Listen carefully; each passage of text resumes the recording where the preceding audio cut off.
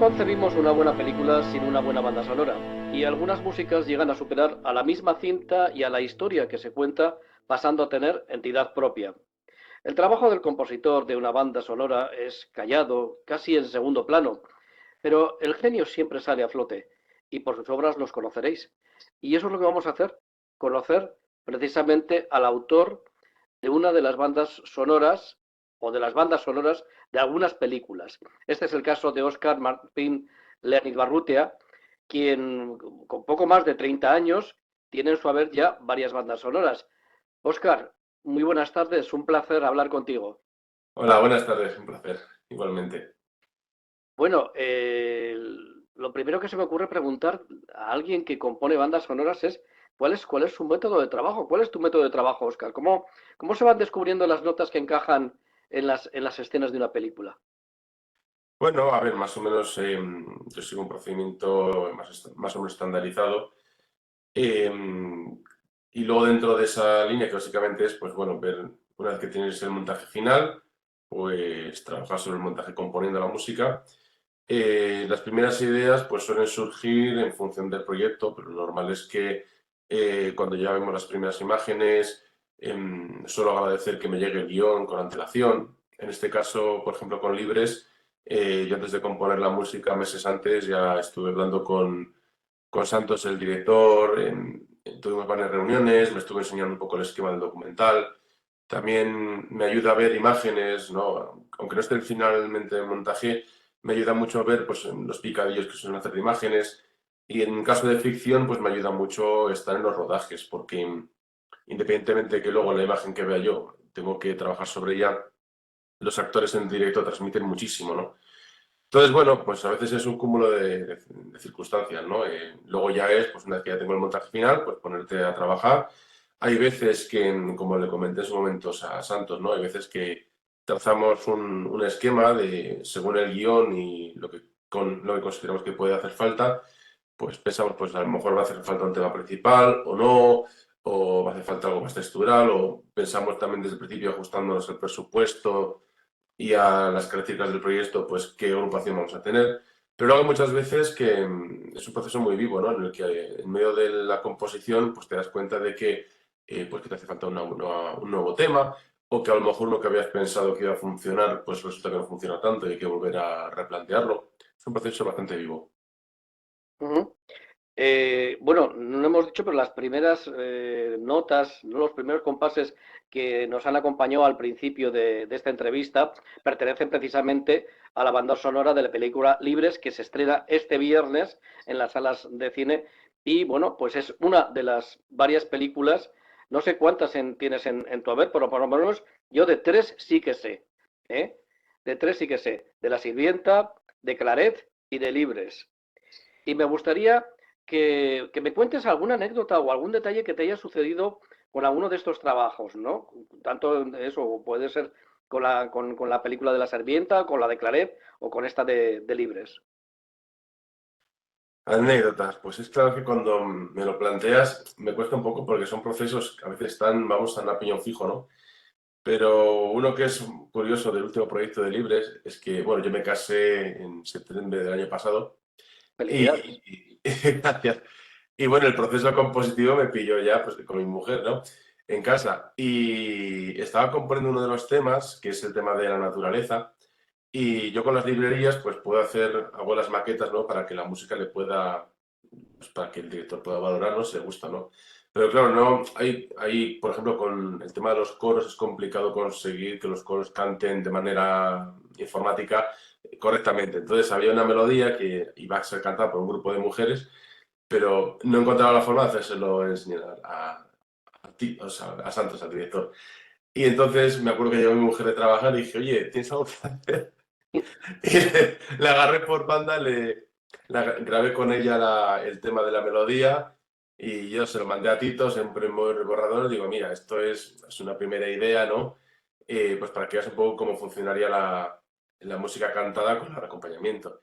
Y mi mujer pues tiene una voz así como muy dulce, ¿no? Y él no sabía que había grabado con mujer, simplemente yo se lo mandé y ya está. Y me responde, oh, me gusta mucho el tema, Pero yo creo que tendríamos que alejarnos un poco del concepto más infantil, ¿no? Que no, si es que esto lo grabo con mi mujer que tiene esta voz, pero esto lo grabaremos luego con un coro femenino. Sí, bueno, pues son cosas, ¿no? Que tienes que tirar de casa y hay situaciones así graciosas a veces. Luego, claro, luego ya se lo grabamos con el coro y ya vimos cómo era el resultado final. Ya era otra cosa. Claro. Oye, hablemos de este último trabajo, de Libres, ¿no? Es una película, un documental, además muy particular. Tú has tenido la oportunidad, claro, evidentemente, de verla, de visionarla, ¿no? Previamente. ¿Qué destacarías como espectador de esta cinta? Pues a mí es una cinta que la verdad ya solo cuando vi el primer premontaje me impactó muchísimo, sobre todo dos aspectos. Por un lado, los testimonios de los protagonistas, que curiosamente, pues a lo mejor yo pecaba con mucha gente, ¿no? De ese prejuicio, ¿no? Bueno, de esa gente que se encierra ahí todo el día a rezar, pues no sé qué harán, pero bueno, algo harán, ¿no? Y al escuchar sus testimonios, la sabiduría que desprendían y cómo, creo que Santos lo comenta en alguna entrevista, realmente te das cuenta de que no vas tú a verles, sino que son ellos los que te están apuntando con el dedo, ¿no? Te lanzan muchos interrogantes que te hacen reflexionar sobre tu propia existencia, sobre tu propia vida. Y de hecho a mí me ha marcado mucho. O sea, me acuerdo cuando vi la primera pasada del vídeo que me quedé plantado y dije, no sé qué música hacer para esto, porque me sobrecogió muchísimo. Y por otro lado, la imagen, ¿no? La fotografía de Carlos es increíble. Yo he disfrutado tantísimo, os lo he dicho muchísimo, me he sentido muy privilegiado de poder poner la música a este documental, porque es que las historias me parecen que son tremendamente profundas y además lo bonito es que no se pierden en discursos elaborados, sino son discursos muy sencillos de gente que tiene que tiene mucha sabiduría de fondo, mucho razonamiento y te lo sueltan así, en tres palabras, zas, te ha soltado de repente una frase que se te queda grabada, ¿no? Y a mí me ha ayudado mucho también para componerlo. Entonces, y luego, evidentemente, claro, todo eso hay que ordenarlo, ¿no? No sé cuántas horas tenía todo de entrevistas y la labor de Santos con Javier, el guionista, ha sido fundamental, ¿no? Que todo tenga un hilo. Y la verdad es que a mí me parece un producto, yo se lo dije, digo, mira, me parece que es una joya. A nivel, como producto cinematográfico, más allá del mensaje, ¿no? Que evidentemente, pero como producto cinematográfico me parece, vamos, una maravilla. En general he disfrutado muchísimo componiendo la música, muchísimo. Ujú. Oye, Óscar, cuando uno compone un tema musical para una película, ¿piensa en llevar al espectador por una senda concreta, en reconducirlo de alguna manera para ver la película, o solamente es acompañar al espectador con la música? ¿Eh? O dicho de otro modo, eh, la música, digamos que nos da ya una lectura previa, nos da unas claves para ver la película o deja margen al espectador. Pues es muy interesante que preguntes esto porque siempre se entra un poco en el debate este de la música estorba, no estorba, apoya, no apoya. Bueno, la música tiene que cumplir la función que le asigne el director, ¿no? Entonces, hay veces que puede apoyar, hay veces que puede adelantar información y hay veces que puede simplemente generar una ambientación neutra para que el espectador reflexione, ¿no?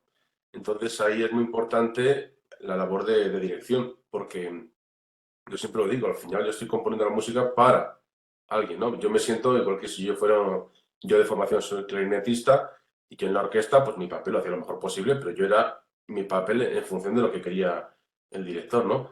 Entonces, en este caso, pues ha habido una serie de líneas que me ha marcado muy claramente Santos y sobre todo muy interesante los momentos en los que no hay música, porque también hay que saber respirar, hay que saber cuándo hay que dejar al espectador.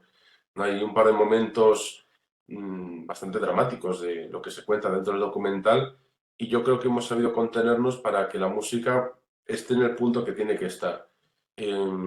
A veces ayudando al espectador a llevarle, otras veces simplemente ambientando y otras veces, pues, bueno, dándole ritmo, ¿no? Hay uno de los temas, por ejemplo, que he dividido dos temas musicales, uno es Ora y otro Et Labora, de cuando se habla de la oración y cuando se habla del trabajo cotidiano. Y ahí, por ejemplo, la música simplemente tiene un sentido de dar ritmo. Es una secuencia un poquito larga y entonces ahí necesitamos una música que subiera un poco el ritmo, que hiciera más dinámica la secuencia. Entonces, bueno, depende del momento como todo, la música al final es una herramienta más, como el sonido, como la fotografía, todo influye y tiene que tener su sitio y estar en su punto, evidentemente. Fíjate, estaba pensando en un juego, ¿no?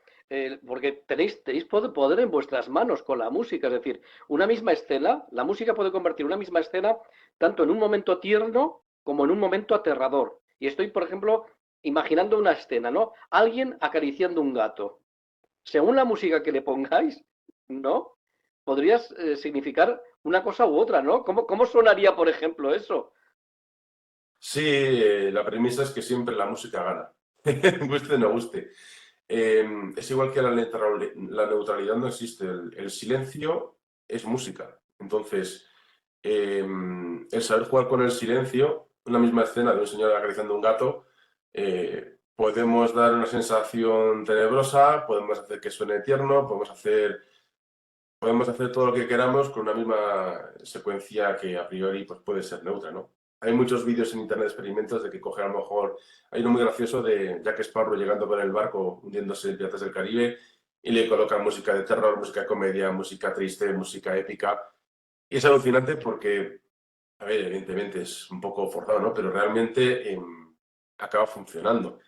Un profesor mío siempre decía que tú le das una película a 500 compositores y te dan 500 bandas sonoras distintas. Entonces, por eso es tan importante la labor del director ahí, ¿no? De saber orientar al compositor. Ujú. Por lo general, el proceso creativo, primero van las imágenes y sobre ellas se crea la música. ¿Te gustaría hacer un día una película justo a la inversa? Es decir, componer primero la música y que alguien le ponga imágenes. Pues sería complicado, porque me tendría que montar yo primero mi propia película, por decirlo así, ¿no? O sea, quiero decir, sí que es verdad que hay veces en el cine que se pide, pues necesito un tema largo, ¿no? Por ejemplo, si mal no recuerdo, creo que la escena de la batalla de Gladiator, primero compuso Hans Zimmer la música de la batalla y luego se montaron imágenes sobre ella. No suele ser lo normal, básicamente porque la música, como va en función del discurso narrativo de la película, en función del montaje, eh, digamos que ello ya le está dando a la música una estructura que, pues, las cosas como son, no nos hace pensar a nosotros. En el momento en el que la pelota nos pasa a nosotros y tenemos que nosotros componer primero la música, ahí ya pues tenemos que pensar una estructura, tenemos que pensar un ritmo, tenemos que pensar un fraseo musical, ¿no? Entonces, realmente ese proceso que antaño sí que se hacía, ¿no? En el cine de los años 50, 60, sí que se hacía que se componían temas grandes y luego el montaje, pues con la tijera se iba colocando, ¿no? Pero vamos, en ese caso sería, pues yo, por ejemplo, componer pues, música para una ópera o un musical o algo así, y luego ya sí encima de esa música ya compuesta, pues se rodarían las secuencias de coreografías o lo que se fuera a hacer encima. Ujú. Y ya, bueno, pues para terminar un poquito esta entrevista, me gustaría saber qué bandas sonoras te han inspirado, pues, y no sé incluso si han provocado que te acabes dedicando a este trabajo. Pues, a ver, realmente, mm, en concreto libres te refieres, en el documental. No, en general en tu trabajo, es decir, ¿qué bandas sonoras te han llenado en tu vida y te han dicho, jo, yo quiero hacer esto? Hombre, a ver, a mí desde el principio Ennio Morricone me ha tocado el corazón desde el principio, ¿no? Yo me acuerdo estar en las clases de armonía en el conservatorio cuando yo tenía pues 18, 19 años y me iba a las aulas, ¿no? Y me ponía a tocar ahí pues temas de la misión, de Una Cena América.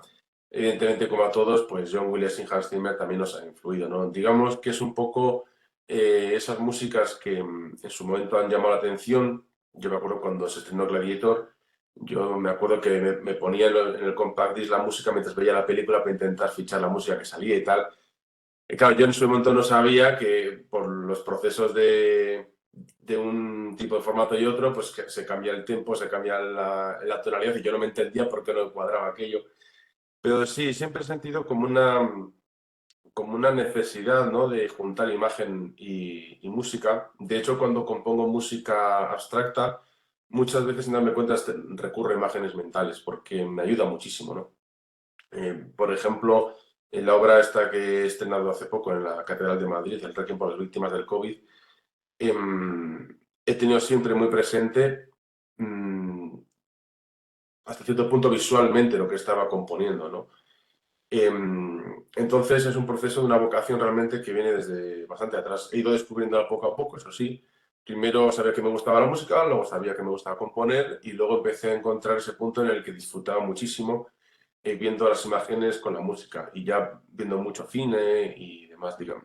A mí me gusta definirme como, aunque fuera del cine me defino como compositor músico, me gusta definirme como cineasta que hace música, porque realmente yo veo la película como un todo y me veo yo pues como parte, ¿no? Pero me gusta estar con el equipo, con el montaje, me gusta estar con los de atrezo, me gusta estar rodeado de los actores. Entonces, yo me considero pues una ficha más, ¿no? Y disfruto mucho dentro del mundillo este. Óscar Martín Leanizbarrutia, perdón. Es complicadillo. Los apellidos en vascos, la verdad es que a veces se complican, ¿eh? Incluso para los de aquí, se nos complican. Bueno, de verdad, Óscar, un placer hablar contigo y poder conocer al autor de la banda sonora de la película Libres, que desde este viernes está en las salas de cine, la podemos ver y sin duda es una propuesta muy recomendable, ¿verdad, Óscar? Sí, yo la recomiendo, la estoy recomendando a muchísima gente porque, mira, te va a gustar. O sea, me parece una preciosidad de documental. Muchísimas gracias, Óscar. Gracias a ti.